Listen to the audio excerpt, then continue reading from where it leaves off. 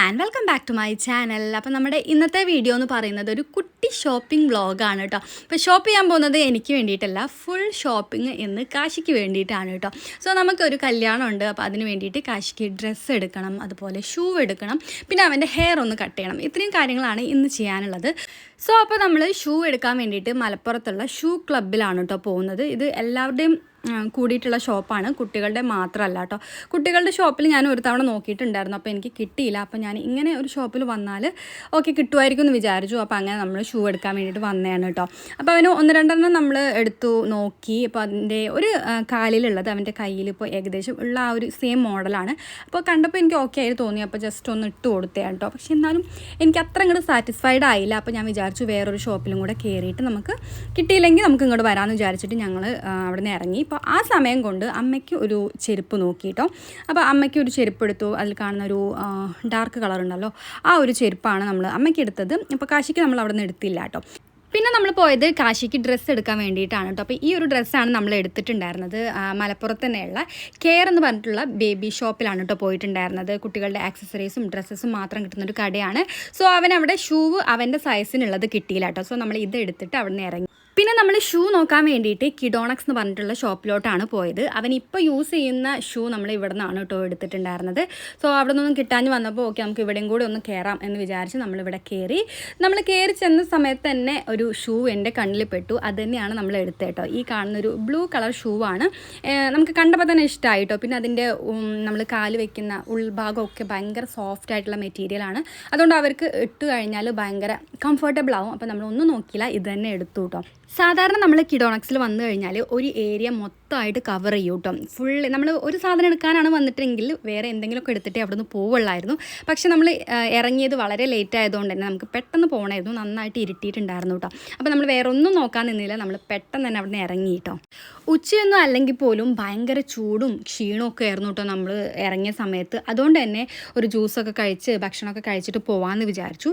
അങ്ങനെ നമ്മൾ ജ്യൂസിൽ കയറിയിട്ട് ഒരു മിൻറ്റ് ലൈം പറഞ്ഞു കേട്ടോ. ഞാൻ പൊതുവേ പുറത്ത് പോയി കഴിഞ്ഞാൽ എനിക്ക് കുടിക്കാൻ ഇഷ്ടമുള്ള ഒരു കാര്യം എന്ന് പറയുന്നത് മിൻറ്റ് ലൈം ആണ് കേട്ടോ. കൂടുതലായിട്ടും നമ്മൾ ജ്യൂസ് കഴിക്കുന്നതിനെക്കാട്ടിയും ജ്യൂസ് കഴിച്ചാൽ നമുക്ക് വീണ്ടും വെള്ളം കുടിക്കാൻ തോന്നും. പക്ഷേ മിൻറ്റ് ലൈം ആകുമ്പോൾ ഒന്നും കൂടെ എനിക്ക് ഇഷ്ടമാണ് കേട്ടോ കഴിക്കാൻ വേണ്ടിയിട്ട്. സോ നമ്മളൊരു മിൻറ്റ് ലൈം പറഞ്ഞു. പിന്നെ നമ്മൾ കഴിച്ചിട്ട് പോകാമെന്നാണ് വിചാരിച്ചത്. പക്ഷേ അത്യാവശ്യം നന്നായിട്ട് ലേറ്റ് ആയിട്ടുണ്ടായിരുന്നു. ഒരു 7:30-8 മണിയൊക്കെ ആയിട്ടുണ്ടായിരുന്നു.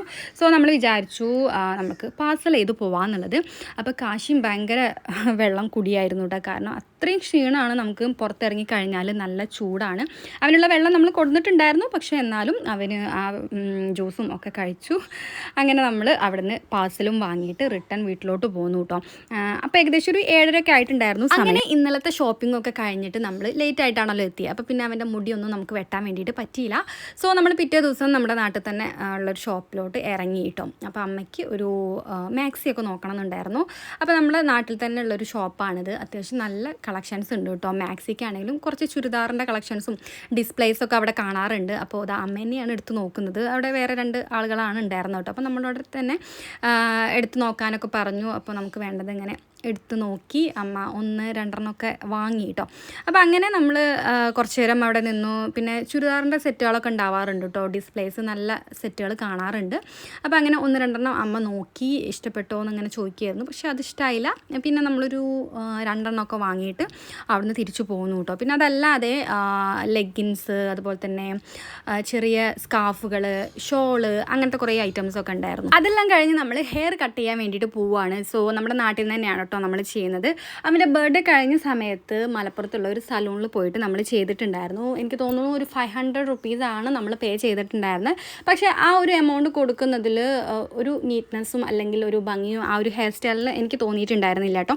അതുകൊണ്ടാണ് ഇപ്രാവശ്യം എന്തായാലും നമുക്ക് നാട്ടിൽ നിന്ന് തന്നെ ചെയ്യാം. ആ ഒരു പ്രൈസ് കൊടുക്കുന്നതിലും നല്ലത് നമുക്ക് അതിനും ഭംഗിയായിട്ട് നമുക്ക് ഇവിടെ നിന്ന് തന്നെ ചെയ്യാൻ പറ്റും എന്നുള്ളത് എനിക്ക് കോൺഫിഡൻസ് ഉണ്ടായിരുന്നു. സോ ഞാൻ വിചാരിച്ചു നാട്ടിൽ നിന്ന് തന്നെ ചെയ്യാമെന്നുള്ളത്.